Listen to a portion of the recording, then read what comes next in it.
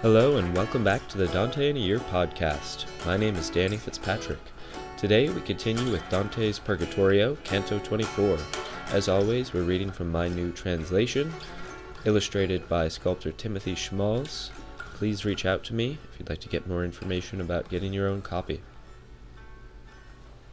The going didn't stop our speech, nor did the speech make the going slower, but we strode on reasoning, just as ships pressed by good wind, and the shades, who seemed as if dead again, threw amazement from the ditches of their eyes when it occurred to them that I lived.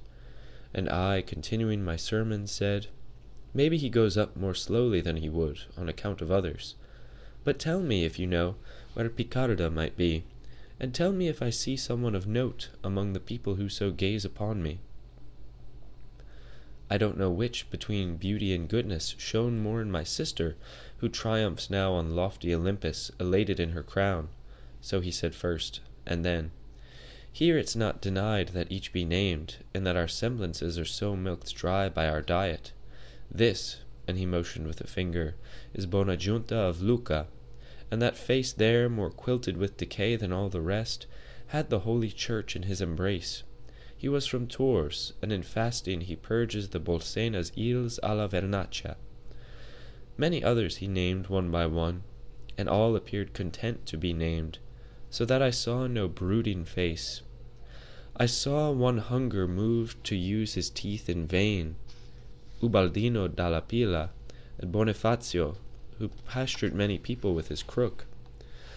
I saw Messer Marchese, who once had ease to drink at Forli with less thirst, and this was such that he could not feel sated.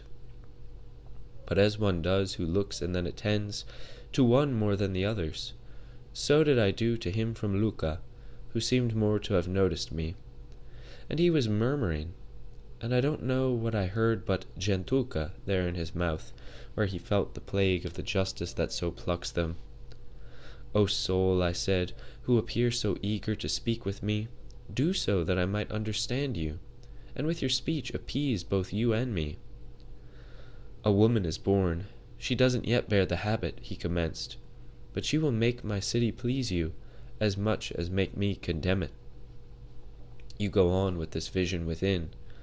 If you've taken my murmuring in error, the things themselves will still make them clear. But say if I see here him who drew forth the new rhymes, beginning, 'Ladies who have knowledge of love,' and I to him, 'I am one who when love breathes within me, note it, and bring it forth after that fashion dictated within.' O brother, I see now undone," he said, "that knot that held the notary, Guitone, and me away from that sweet new style I hear. I see well how your wings fly strictly after love's dictation, which surely didn't occur in ours. And he who sets out further sees no other way to set the one apart from the other, and, as though contented, he fell silent. As the storks that winter along the Nile at times form a flock in the air, then fly more swiftly and fall into file, so all the people who were there, turning their faces, hastened their steps away, lightened by fasting and by will.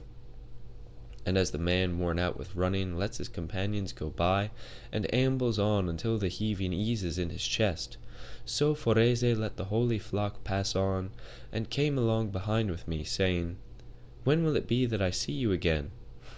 'I don't know,' I replied to him, 'how long I'll live.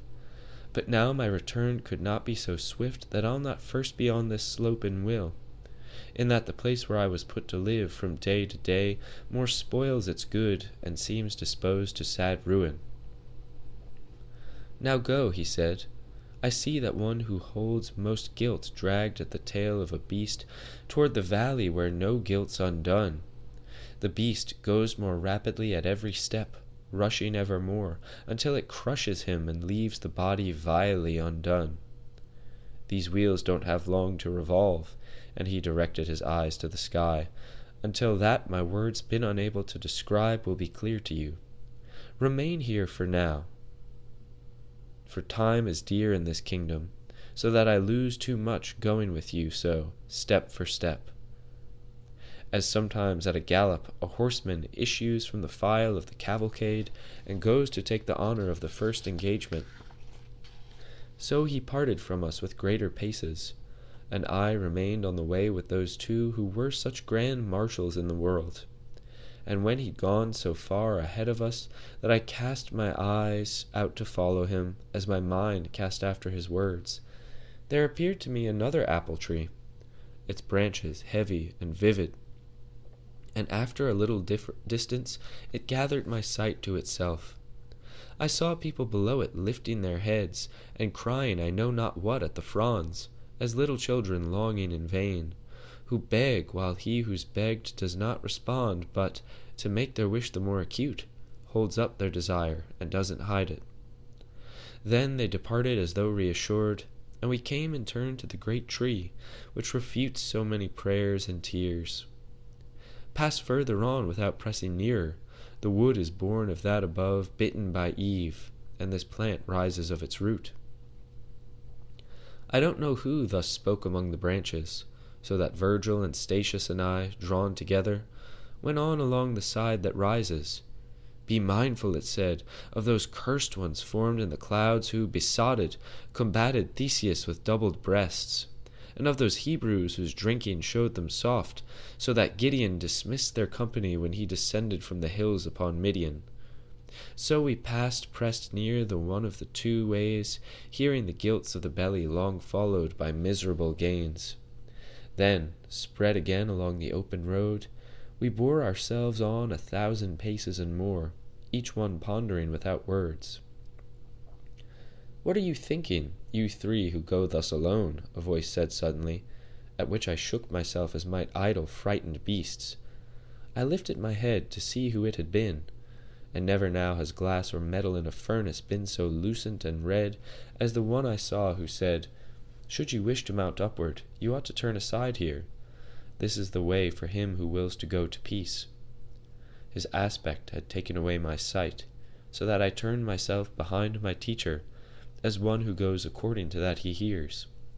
And as in announcing the dawn, the breath of May moves and gives its odor, all full of the grass and the flowers, so I felt a wind touch the midst of my brow, and I well felt his plumes move, which made me scent ambrosia's odor.